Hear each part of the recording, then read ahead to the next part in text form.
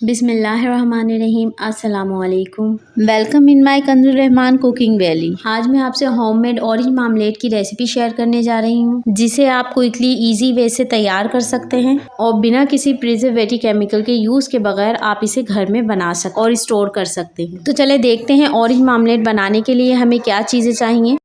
7 अदद oranges, lemon juice 2 अदद lemon लिए थे मीडियम साइज़ के, इन्हें स्क्वीज़ कर लिया था।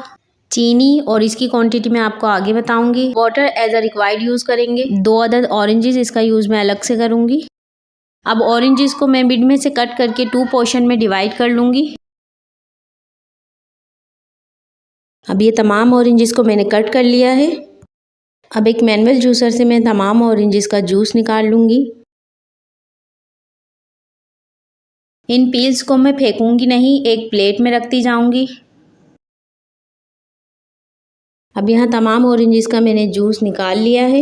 अब जो ये हमें जूस निकालते हुए पल्प कलेक्ट हुआ है, इसको मैं एक स्ट्रेनर में डाल लूँगी और स्ट्रेनर को मैंने एक बॉल पे रख लिया है। और अब जूस को हम एक साइड पे कर देते हैं। अब हमारे पास ऑरेंजेस की ये जो स्किन है, स्पून की मदद से मैं स्क्रब करते हुए इसका तमाम पल्प निकाल लूँगी। देखिए कितनी आसानी से स्पून की मदद से ये तमाम पल्प हमारा निकल गया है। अब ये तमाम पल्प मैंने ऑरेंजेस का निकाल लिया है और इसे भी मैं स्ट्रेनर में डाल दूंगी। अब एक स्पून से मैं इसे प्रेस करते हुए इसमें जो बाकी ऑरेंज जूस है वो इसमें से निकाल लूँगी। पल्प में से जूस निकालते वक्त आधा कप पानी मैंने यूज़ किया है। ये प्रोसेस आप मलमल के कपड़े में भी कर सकते हैं कि तमाम पल्प आप मलमल के कपड़े में डालकर उसे हाथ की मदद से स्क्वीज करके जूस हासिल कर सकते हैं। अब इस पल्प में से भी जूस कलेक्ट हो गया है। अब इस जूस को भी मैं ऑरेंज जूस में ऐड कर लूँगी। अब ये ऑरेंज की जो स्किन है इसे मैं बीच में से कट कर लूँगी और इसका जो वाइट पार्ट है अंदर से वो स्पून की मदद से मैं स्क्रब कर लूँगी।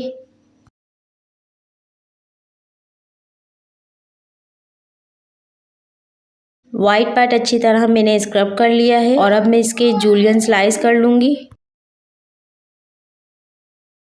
अब मैं इसी तरह से 2 ऑरेंजेस का वाइट पार्ट रिमूव करके फाइन जूलियन स्लाइस कर लूँगी। अब ऑरेंज जैम बनाने के लिए तमाम इंग्रेडिएंट्स रेडी हैं, जिसमें 1.5 कप मेरे पास ऑरेंज जूस है यानी 375 ml। अब 2 किन्नू जो मैंने अलग से लिए थे उन्हें छील कर इनकी फांकों पर से मैंने वाइट लेयर रिमूव कर ली है और फांकों को 2 पार्ट में कट कर लिया है।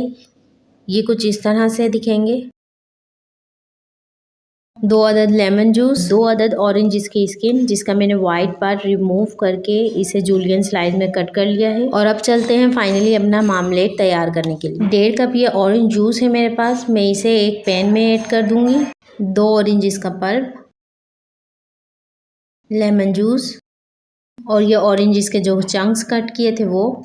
और अब हम इसमें चीनी ऐड करेंगे। जूस हमारे पास जितना कलेक्ट हुआ है उसे हम मेजरमेंट कर लेंगे, उसी के हिसाब से हम अपनी इसमें चीनी ऐड करेंगे। और जूस हमारे पास था 375 ग्राम, तो अब चीनी भी हम इसमें 375 ग्राम ही ऐड करेंगे।